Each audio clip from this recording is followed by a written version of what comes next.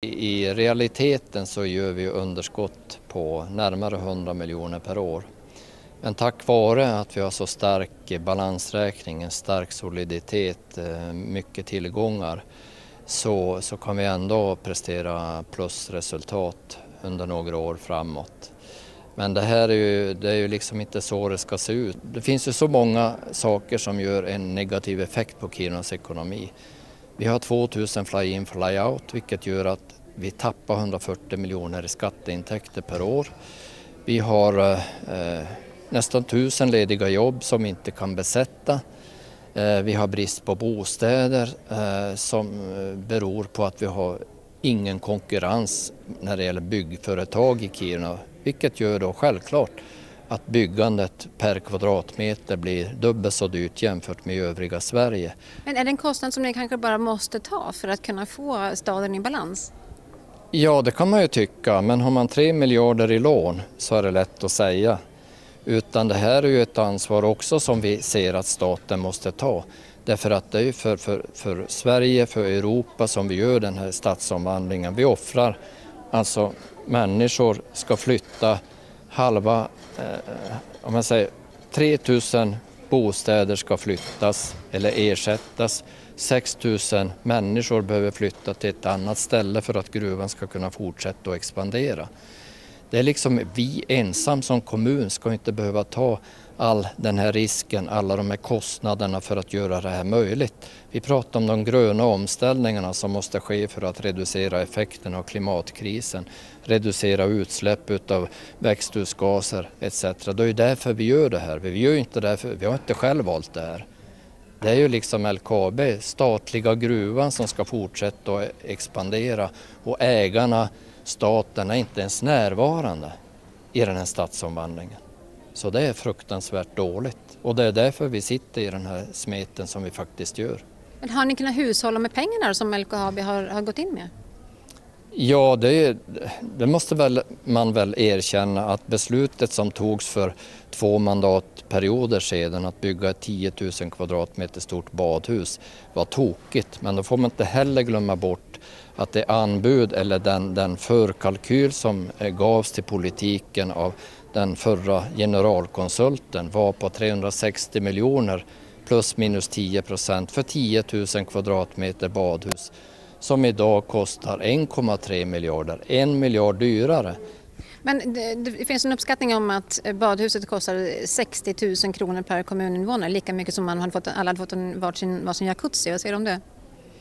Ja, det är mycket pengar, men i sammanhanget när det gäller hela stadsomvandlingen så är det faktiskt en liten del. Det är klart att det är lätt att raljera ifrån södra Sverige när vi har försett övriga Sverige med välfärd under de senaste 20 åren. Kiruna kommun har den högsta bruttokommunalproduktionen av alla kommuner i Sverige. Så vi är ju nettobetalare till övriga Sverige. Det tar man aldrig upp i diskussionen. Man tror fortfarande att vi är ett bidragslän, men det är ju precis tvärtom, har varit så i säkert 20-25 års tid.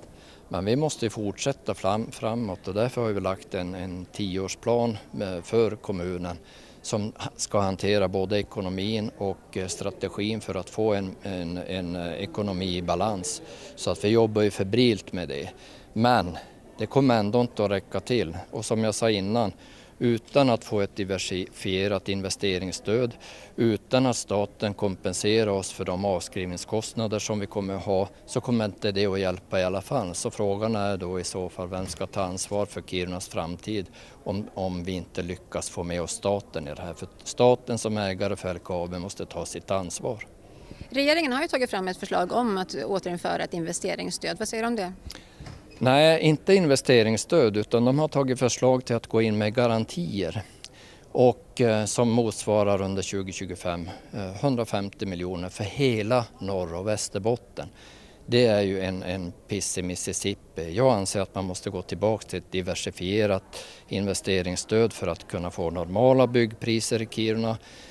Staten måste ta ansvar för att se till att 11% arbetslöshet i Skåne innebär ju att där finns det ledig kapacitet. Varför ser man inte till att använda arbetsmarknaden och börja styra arbetsmarknaden som man gjorde på 80-talet när norrbottningar var tvungna att flytta ner till södra Sverige genom att det var brist på jobb här. Så borde man göra likadant nu. Så att det hade ju underlättat enormt mycket för att våra kostnader för bemanningsföretag och konsulter ökar ju drastiskt. Där vi till exempel betalar 2500 kronor i timmen för sjuksköterskor.